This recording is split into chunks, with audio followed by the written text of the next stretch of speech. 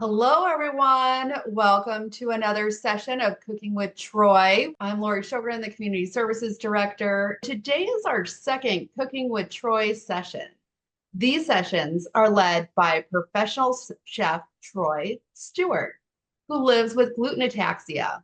And this series brings joyful, hands-on learning to your kitchen.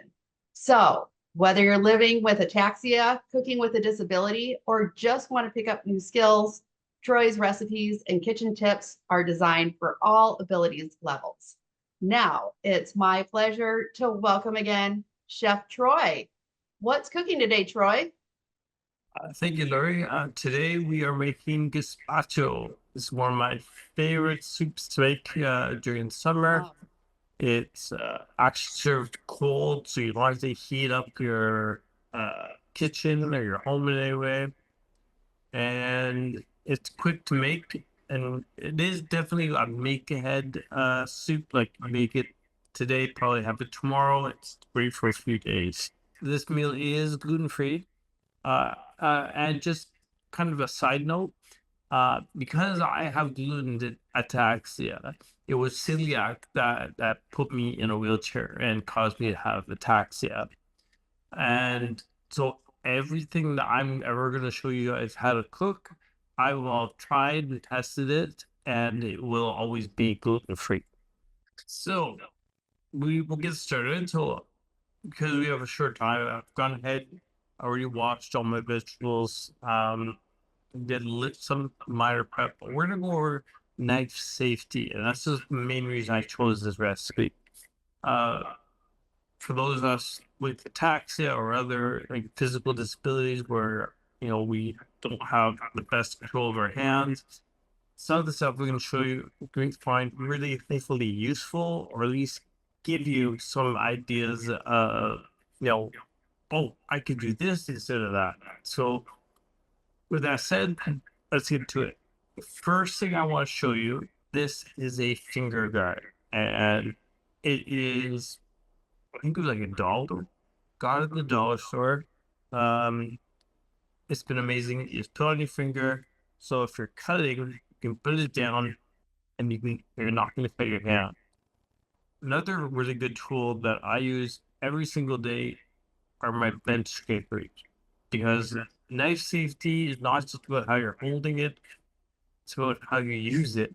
And one of the biggest mistakes I see people do, they'll take their knife, chop it away, and scrape. That dulls your knife. A dull knife is dangerous. Also, everyone does this. Um, don't put your finger like this when you're cutting, please. This is dangerous. And the reason that is because if you're cutting, you don't have the control and you could easily just flip onto your fingers. Proper way to hold a knife, and this is the best way to do it, is like this on one side, okay? Firmly wrapped around at the base, with your finger on the other side, touching and pushing up against here. That's the safest way to hold a knife. Then, if you get the knife guard, I'd say, I'm not good for myself. But you want to keep your knife as sharp as possible, so you can always invest in one of these guys. I like this one because my hands shake with my ataxia. So this, you just put on the counter, it's got a rubber stop on the bottom. You can take your knife, just pull it through, nice and quick. There's one which has a coarse side, which is what I just did. Then there's one that will clear out and make it all nice and nice. Okay, so that one is done. Wipe it. So let's get into this, because this is going to be a really fun thing to make. So when it comes to knife safety, obviously, let's talk about cutting, right? So I've got here an English cucumber. Just pick the ends off quick. These, throw them in compost. So we're going to just basically chop rough. It's called rough chopping. Just big chunks. You don't know just sitting here. I'm never gonna go. You have to do this certain way. I'm gonna just show you some techniques that I use. Hopefully, they'll help you also. All right. So here's some nice big chunks here. Okay. So again, knife safety. See what I'm doing with my hands. I'm holding the what I want to cut between my fingers, right? And just the knife straight down and pull back. You don't want to rush. Also, do we have to do so that, well, ultimately your fingers are safe? We kind of need them, or at least most of them. So I did not do all my chopping in advance because I figured if you guys are doing this with me at home, then you can post any questions or ideas about, what you're doing that might be working for you. Then maybe that'll help somebody else too. All right. See, my hands just got shaking. Lucky that guard was there. Okay, push. Next one. And I hate to disappoint everyone that was in the last class, but I do not have Sophia, my taste tester here today, because like any smart kid, day camp was much more fun. And honestly, if I'd be at day camp right now, I would be. So I'm just doing a rough chop here, right? Doesn't have to be even fancy, no shaping, because it's going to go into here, which is my blender. And this is going to be the workhorse for us today. This guy will whiz it up. A lot of times in this recipe, you'll see bread being used, breadcrumbs. I have omitted it from my recipe. One, because I have gluten ataxia. I can't have it. So what I'm doing instead is I'm going to have some bread that I can toast. And when it goes through it after the show for these guys, we'll have it on top together. Okay, so I've done this one. I need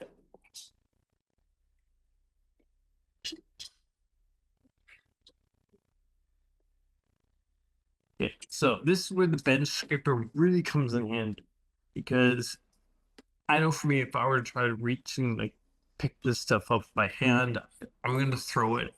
I've thrown glasses, plates, and everything. So this one, the reason I like it, it's really cool.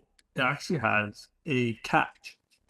So if you have small things like some of the herbs or even onion bits, when we go do those in a bit, you can scoop it up and there. See, it's gonna hold it big. See, look at that. Okay. Now I'm just throwing this out really loud. Sorry. Okay. It's back. Okay. That was two cucumbers. Let me just. Now I'm gonna rough chop up. Now I've doubled the recipe for what I'm making. And so I'm gonna be doing instead in the recipes. I wrote 10 Roma tomatoes. Roma tomatoes for this recipe are exactly what you want. You don't want to use field tomatoes or your heirloom tomatoes and stuff, because those have a ton of water in them. And when you're cooking, it's about control, right? So you need to control everything: your salt, sugar, your pepper, your garlic, your water. So we choose rolling tomatoes because they have a nice meaty texture to them, flavor, and I can add water to this as opposed to straining it and draining out all those nutrients. This dish is really, really, really good for you. Okay. Just getting a little quick.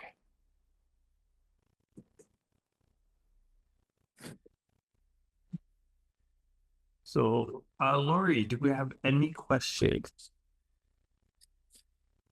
Yes, we do, Troy. So we have an attendee that's wondering what your thoughts are on using a vegetable chopper. Is it, oh, you mean like a slop chopper thing? I think Uh, so. I think they're great. Why not? If it works, awesome. Think that's what works for you. Do it. I used to have one, to be honest. Back in, when I was doing really fancy dishes, I'd be like, go home. I don't want to do fancy dishes. I want to just like hit something and take the anger out for the day-to-day work of being a chef. Right. So no, I think they're great. They're great for home use because that's exactly what they're meant for. They're awesome. Great. We do have a request in the chat to see the recipe one more time. So I'm just going to display that. I'll just keep chopping tomatoes. I probably still to lose a finger. Those tomatoes look great. These are all local vegetables from local farms here in the Ottawa Valley.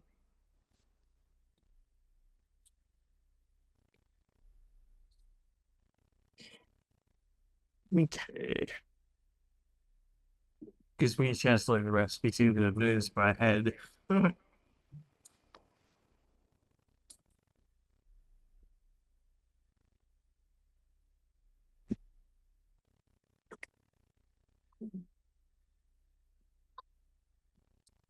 So you're cooking up 10 tomatoes.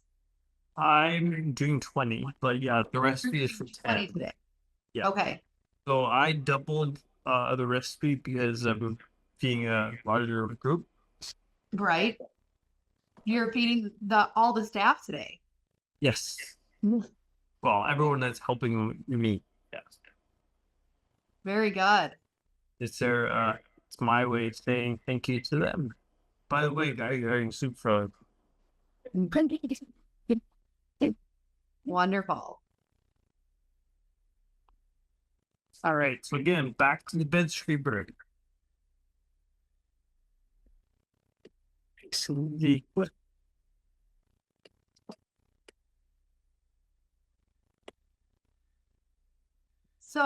it looks like we have a couple more questions, Troy.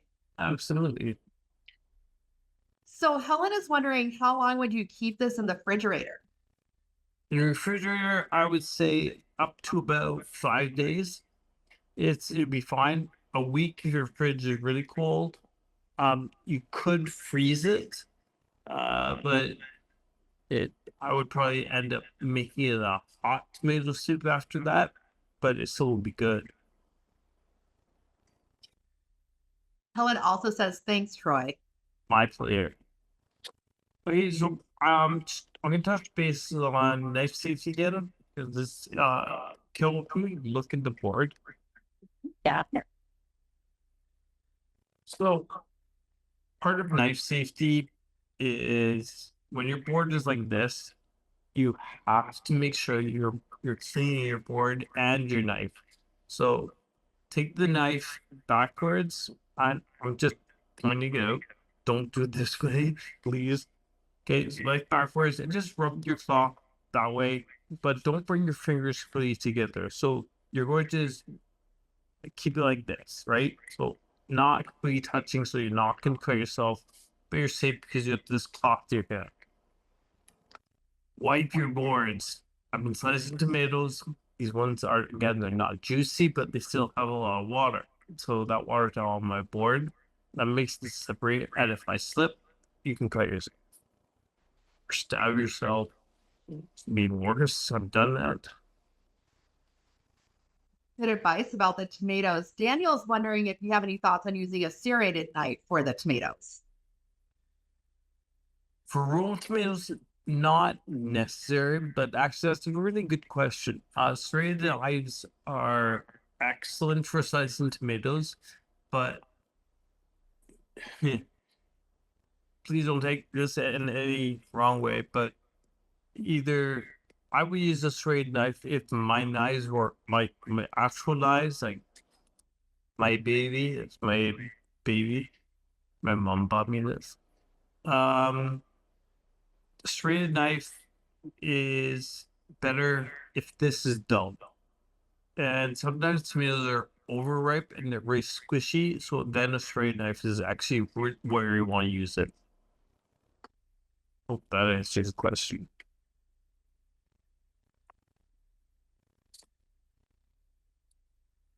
So I'm curious if we can maybe do a poll quickly, just in the chat, and who has had gazpacho before?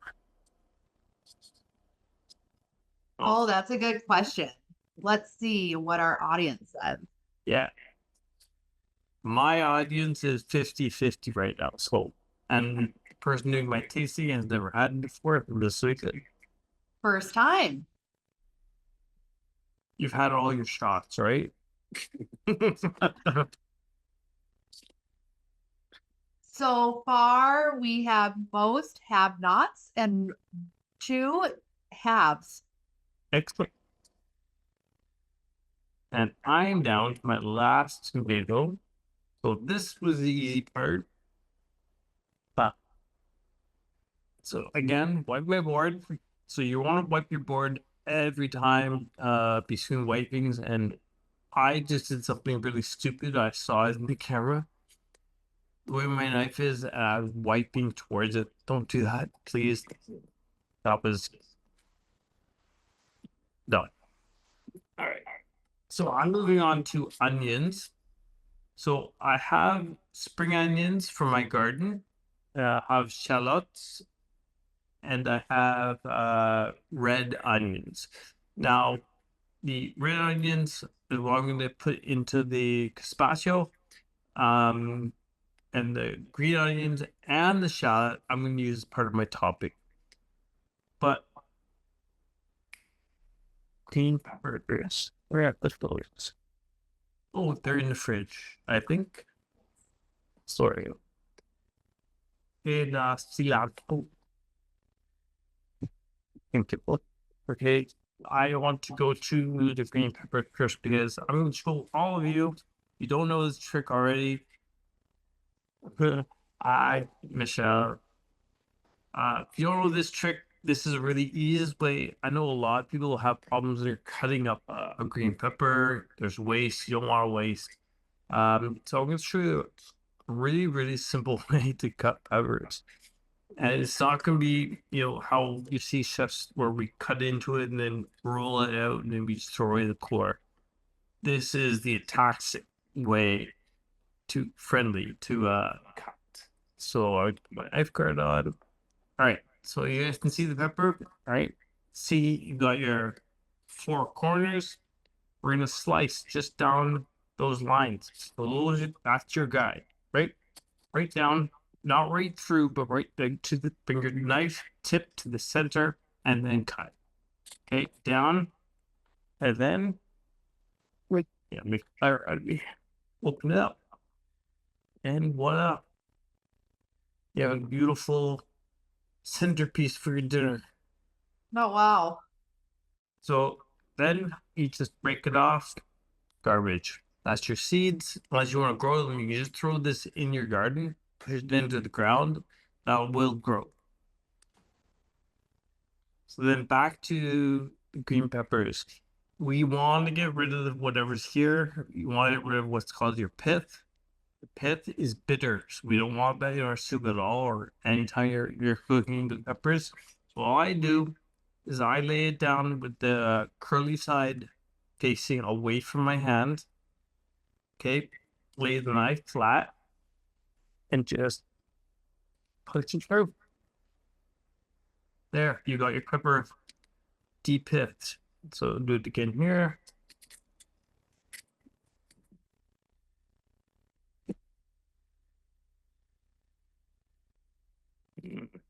Yeah, make a liar of me, yes? Squeeze your.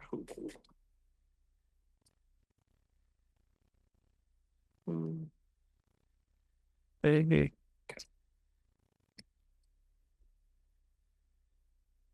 So there's a quick way to do peppers. Think one more. I'm definitely going to remember that strategy the next time I'm cutting peppers. So here's a big one, right? So all wonky shaped. But same thing. Just right to the middle of the pepper, down. Just follow that line, down, down. Again, this is a safer way to cut. Opens up, nice and easy. Boom. Garbage.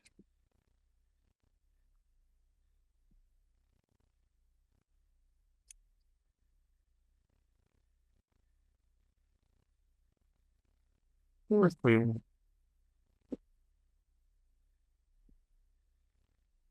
All right.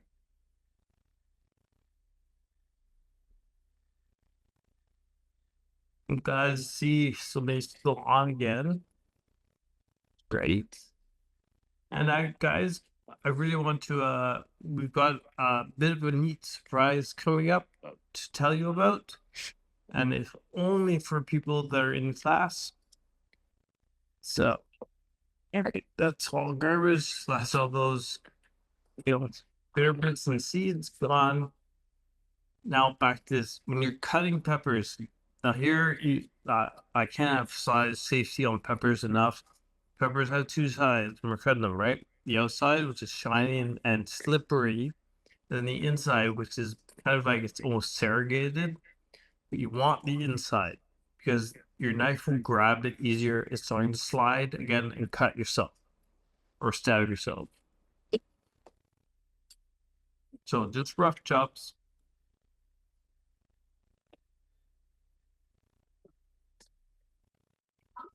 Oh, another safety thing that I brought from home.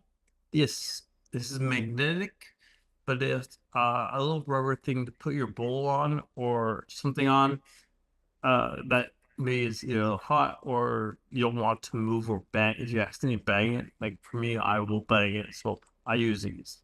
The other thing I do is I always have under my cutting board a damp cloth that prevents the cutting board from sliding on the counter, and again, will prevent you or help to prevent you from possibly cutting yourself.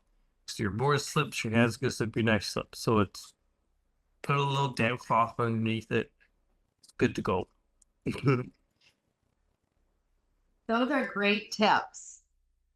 Lynn is wondering, Troy, do you have any tips for using a box grater? She's seen videos where folks are lying it down rather than standing it upright. I do that at home. I actually I thought about bringing it, but I really didn't need it for this recipe. But yeah, box grater, that is a knife. So if it's better to lie it down, I find for myself it's easier. I lie down on the side. I also have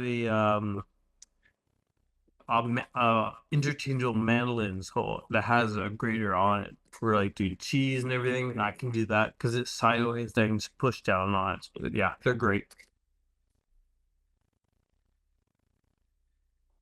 Thank you. We have one more question about the finger saver. Is that the right name for the tool, or is there a specific one? It's just a finger guard, but I like finger saver. That's better. It's a mini superhero. Yeah. So back to here. Everything ready to soup. I see. I'll drop anything. Boom. Bun. All right. Now we're moving on to the onions. I swear we are getting through it.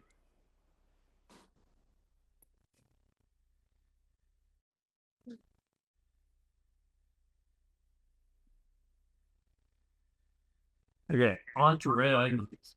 Now, onions are notoriously difficult to cut because each type of onion is a little different, and so is their texture, and so is their thickness, etc.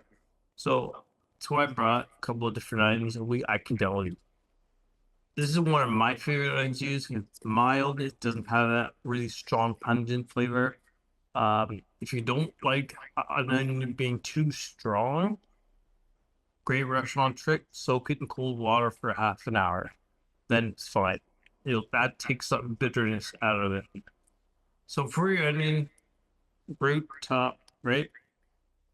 A little bit on your counter, just let it fall, right? Let it decide where it's centered. Grab it from either side, your hand over top, like you're holding a taco, and right down to the you want to push forward, uh, and go right to the cutting board, going forward, and then actually go right to the. I can't do it slowly. So again, at the end, you decide how where it's gonna fall, and just right to.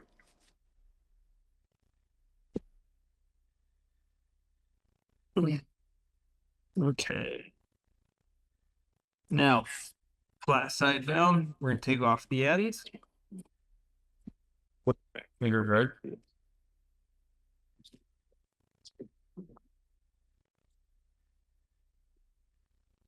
Okay.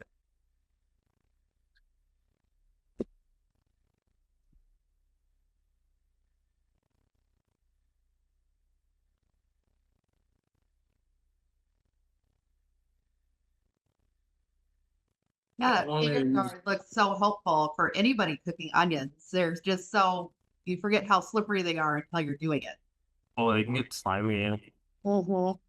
And I know somebody's probably gonna ask, but how do you stop yourself crying when you're cutting onion? Mm-hmm. Short and small of it, you don't. There is no trick. There is no secret. The only thing I can say is wear glasses, actually, because then the vapor, which is what makes you, it's the defense from the onion. Um, is to prevent animals from eating the bullets, basically. So That's a good tip. that's why your eyes water. So there's nothing you can do. I've seen people try and teach about, cut them underwater, or wear or a ski mask. That that one was interesting. Don't wear a ski mask, please. Well, But yeah, I find that when I'm cutting onions, standing a little further back from them, stand taller if you can stand. If you're like me and you're in a chair, wearing glasses actually helps because and when you're doing 100 pounds of white onions, which are the worst by the way for outgassing, was it? You kind of get build up an immunity to it. And yes, Rich, I said pounds.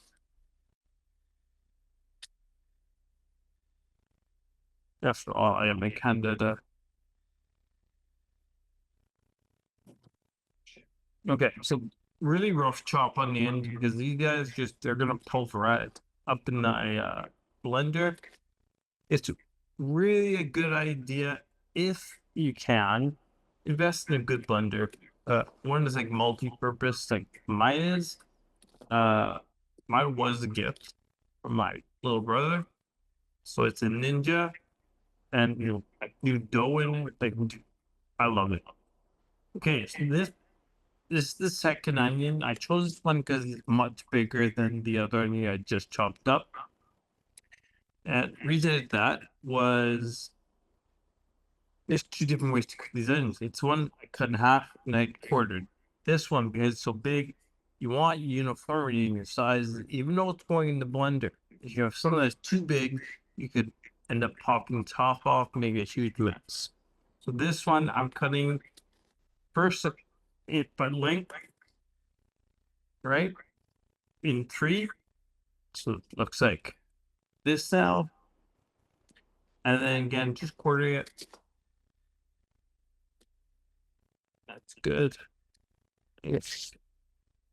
All right, now we're into the funny part. It is cilantro in the fridge. Oh, it's in front of the watch bank. The blender is such a good idea. Yeah. It makes making this meal so much easier. Thank you. So, that's it. One thing, okay, so you might have seen other recipes where they put bread in the gazpacho, and like I said, that is just to suck up all that extra juice from using field potatoes. To make this gluten-free, take out the bread, add a meatier tomato, and if I need, I can add water. We're gonna have our flavors. We're gonna bring it all together now. So can you see okay here? Can you move the camera a little bit? All right, awesome. Thank you. So this part's the easy part. I'm literally gonna fill this up, put on chop, puree it, dump it in a bigger bowl, repeat. So it's gonna be a little noisy. I am going to throw in my garlic whole because why not? It's similar in size to the other piece of vegetables that I've chopped up. The only thing you have to do is prep your garlic. Let's skip that. And I always put my garlic in first because that way it's at the bottom and gets whizzed up. Definitely believes very on this. Like I said, I try to use this thing all the time. It's a neat find. And it's just a dollar store.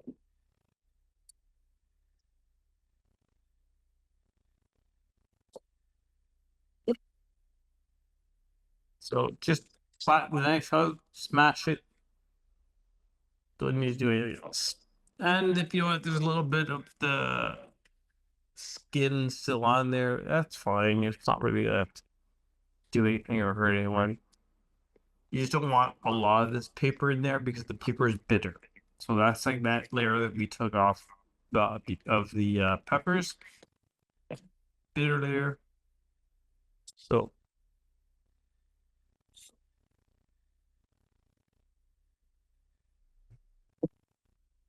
sorry guys.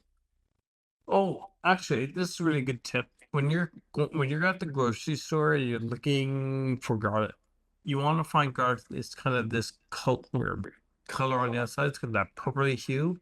It means the flavor is going to be really strong. It also means that the garlic is fresh. So it makes it harder to peel. But yes, definitely works. I didn't know that about the purple hue. Yeah, I forget where I found that out. Oh, and the one that has the least flavor is elephant garlic. They're huge cloves, but they don't. There's not much to them. But So we have an attendee wondering if you have any tips on planning time for a recipe. It always takes them so much longer than the recipe says. what I do, I ignore what the recipe says. It's going to take you 20 minutes to do this. I will assume it's going to take me 40. I'm powering through this, but like this is the fastest I can go now. Had we been, in a professional kitchen and I was working there, I'd be well done and be like, why are you waiting? So garbage. Okay. So garlic's in there, so it's the fun part. We're just gonna dump all this in here. Now, we're gonna try stand here. Well, so just with your hands, we're gonna do this in stages.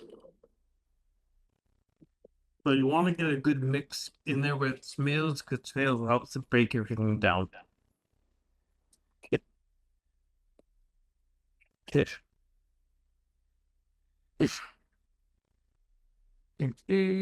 All right, so all right, everyone, you're gonna have to. You might want to cover your ears. This is gonna be a lot.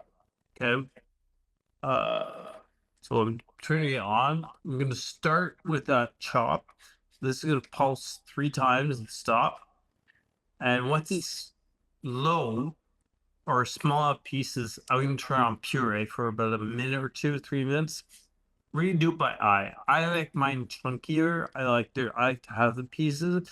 But if you have swallowing issues and pieces are an issue, this is a great opportunity just to really give it a good waz. And okay, here we go.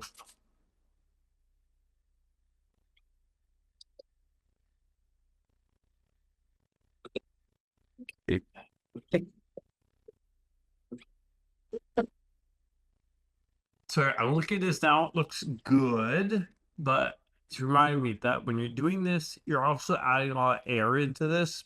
So that's why at the beginning I said this is a good recipe to make early and let sit in the fridge, let the flavors meld, and it also has all that extra air that you just put in there to dissipate.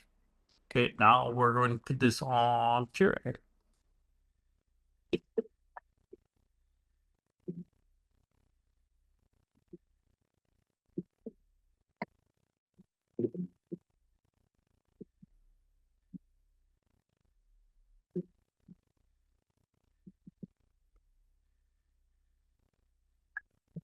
Okay, I'm gonna at this stage add in some salt. I've got pink Himalayan rock salt. Again, I like using this rock salt in particular because it's packed with minerals and nutrients. It's not heavily processed and refined. It has minerals and vitamins that you don't get from any other types of salts. Salt, what salt we're putting in our bodies does matter. So you have on the other side of that, black pepper is black pepper. But it's putting in about a pinch or so. Just don't quote me on that. At this point, I'm going to add some lime juice. This is another one of my things I like to do. Add some of this in. Again, separate your fingers, cup between your hand. Lime juice, so if you need to squeeze lime juice up, instead of doing it up high, right, or above you, just do it into a bowl. Another good trick is yes, roll your lemons and limes, like give them a good squish before you cut them. So I find this guy is awesome, but I also have the hand presses. I have one again, ultra refined.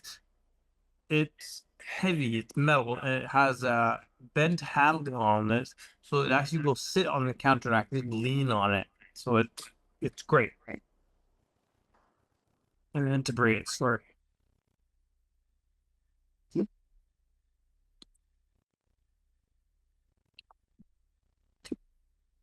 But my defense took the bus getting here. I had to carry out some stuff on my wheelchair. Okay, so lime juice is going in. Awesome.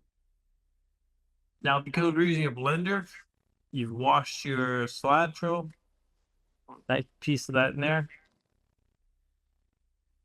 And yes, use the stalks of your cilantro. Or if you like me and you got it with roots on, keep it on your counter in some fresh water. And then if it starts to grow, you can plant it.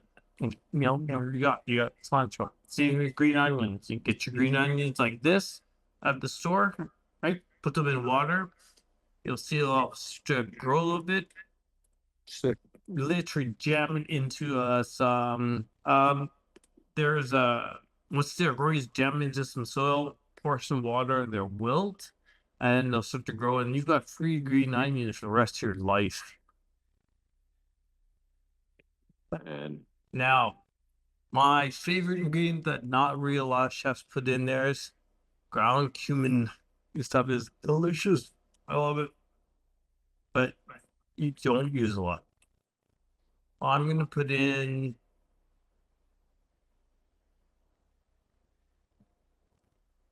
half teaspoon.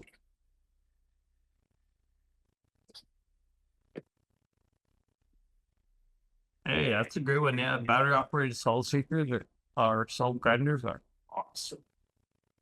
So I couldn't find sherry vinegar, so a nice substitute. Probably everyone might have this in their home. Red wine vinegar. It's a sherry vinegar. So we're gonna put in a little bit of that. Yes, good enough.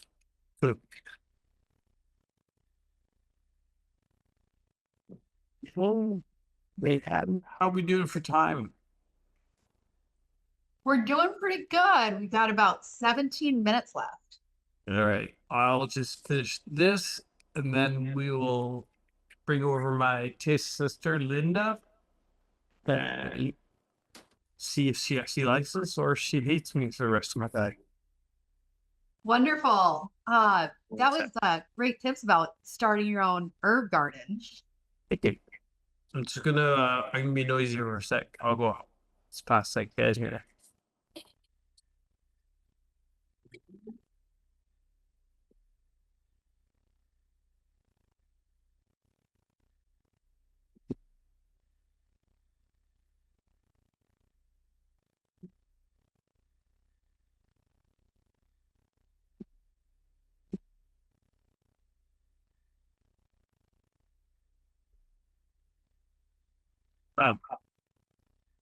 Okay, so I'm sure what this looks like now, and then you guys, you saw the picture at the beginning. That's not mine. I can't take credit for that lovely looking dish, but I can steal the ingredients now that I've seen it.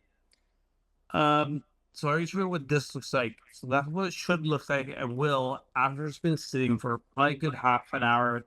Longer, the better. So that's done. Okay, so doesn't want to kill. Can you see it there at all? So see, yeah, so see how it's like kind of gray color. It's that's all the oxygen in it, but the flavor, it's there. And estimation taste the different flavors there.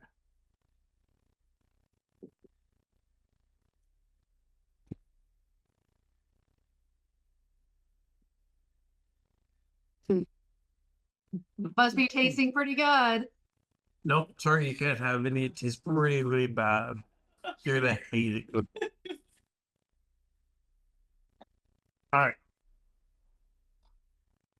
So this again, you're gonna put it in your fridge. Put it in like a milk jug in the fridge. Make it easier to pour in instead of using a ladle if you have to. Milk jugs are great. I use mine for all types of stuff at home. Of course, I like turkey. Ah, avec épices now. Ah. Okay. Oh, and just for I'm not sure. Just for looks, you want to do a drizzle of your olive oil on top, and then we can also yes. I'm sorry. This is why I add the green onions. We're just going to quickly slice a little bit of green onions here. You know, and if you have some leftover green pepper, like say from the top, you'd cut the top off, and great. And there we are. You see? But Fantastic. okay, Linda's international debut. Linda is actually leading or helping to facilitate a really interesting study on neurological disorders. What? Breaks. Can they see me? Yep. Oh yeah. Yeah. Okay. If I like this, I guess I can't take it home. Yeah. Oh, I can just make the rest for you guys. Yeah. Oh, this is really good. That's a surprise. Okay, well, It's ain't McDonald's. Sorry. no. It's not McDonald's. You got a power chair. You can beat me. Max is so. In fact, I was going to say, I realize I can run way fast with that, but you can dodge me. I can go 10K. Good. Excellent. So, Well, we can tell that Linda's enjoying it. Yes, I know. And then I'm I, not giving it back. see, this is why I love cooking. I love when somebody has something they've never had and they wow, I actually like it, or somebody tells me they don't like something. I'll be like, all right, I got you. You're gonna like it. All right. So, Eat it back. And it looked like Nope. Linda was actually surprised that she did like it. Wow. Well, I just never, yeah, who's that? never had any before, so I True. wasn't sure what I was getting myself into. It's good. Lots of good. We're more excited than ever to make our own gazpacho at home. I hope so. And so, yeah, I want to see people's pictures. I want to hear from you. I want to see what you've done. See what we, compare notes and share tips. So, Absolutely. Tanoa actually posted in the chat the link to the new cooking group where you can do just that. which I think is awesome. I'm really glad to be, doing this with you guys. And this was just for people that actually joined the class. So, it's just us. It's just going to be us to chat about food, share tips. You guys can say, hey, I want to learn how to make something. And if, we get a good sized group that wants to learn, we'll do it. So I think it'll be fun. I think so too. That's wonderful. I've seen in the Q&A and in the chat of kind words of appreciation for you, Troy. So thank you so much. Folks are really appreciating this and the tips that you're giving. My pleasure, and I look forward to chatting with people outside of the class in the Facebook group. It'll be fun. Absolutely. We have one question in the Q&A. For cold soup, should you add ice cubes? No, Nope. never want to cool things down with ice cubes, please. That actually will create bacteria. If your soup is hot, what you want to do, you want to use the 2-hour rule. So if something is hot, you put it on the counter, let it cool for about 2 hours. The only time you want to put something on ice is after it's on room temperature. Once it's in the safe zone, which is either really hot or I don't know the temperature of Fahrenheit. 20 degrees Celsius or lower. 70, thank you. Then once it's below that temperature, you put on ice, then yes. But the other reason you don't want to add ice because then you're adding water. So you can put it on ice once it's at room temperature, put it on ice. But if you can put it in your fridge, again, root not hot to the fridge, it will grow bacteria in the middle and make yourself sick. And gut health is your health. So please don't do that. Great tips. Thank you for that. Daniel says, great to watch you cook. Thank you for the tips. Michelle says the little dance you do is wonderful. Thanks, Michelle.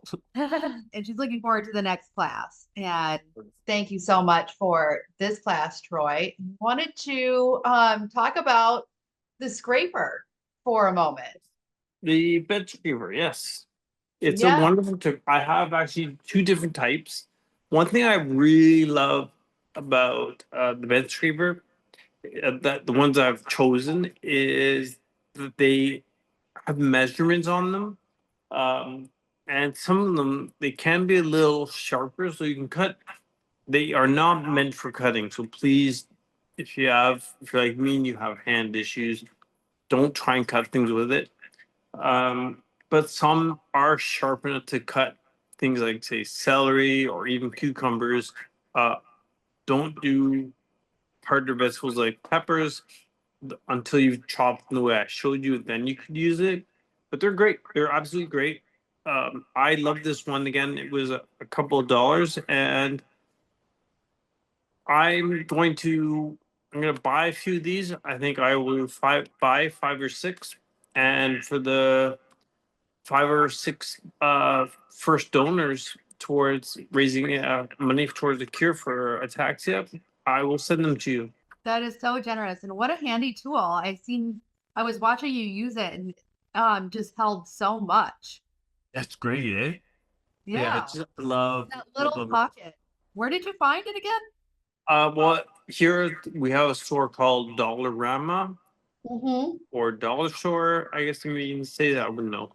But yeah, it's just one of those places where you got inexpensive odds and ends that sometimes if you like me, you can have extra time to go hunt.